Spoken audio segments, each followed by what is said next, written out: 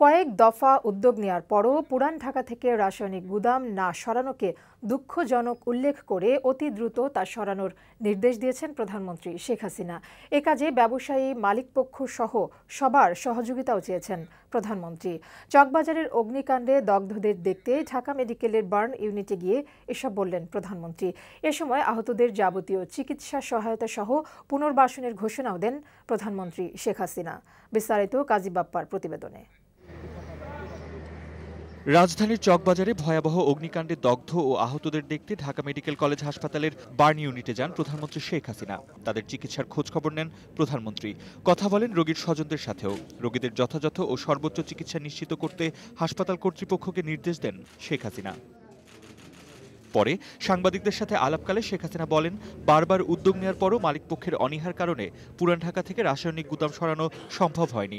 ভবিষ্যৎ নিরাপত্তার কথা বিবেচনায় রেখে দ্রুত সময়ের মধ্যে রাসায়নিক গুদাম সরানোর নির্দেশ দেন প্রধানমন্ত্রী। আমরা কেরানীগঞ্জে একটা জায়গাও ঠিক করলাম, একটা প্রজেক্টও নিলাম। যেহেতু মালিকরা রাজি হন নাই, যার জন্য ওটা আর কার্যকর করা যায় নাই। এটাই হচ্ছে সবথেকে দুর্ভাগ্যের বিষয়। তা আমি আশা করি যে এই ঘটনার পর যারা তখন এই আপত্তি জানিয়েছে, এখন তারা আর এই আপত্তি করবে না।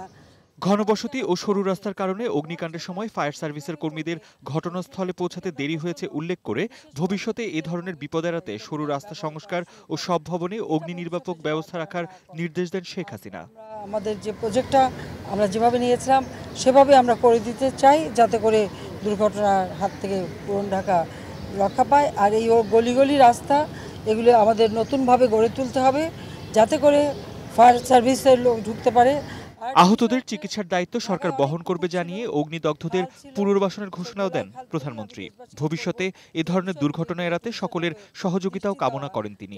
যখনই কোনো ঘটনা হয় আমাদের এত লোক জমে যায় যে যারা উদ্ধার কাজে যাবে তারা যাবার মতো রাস্তাও পায় না, জায়গাও পায় না।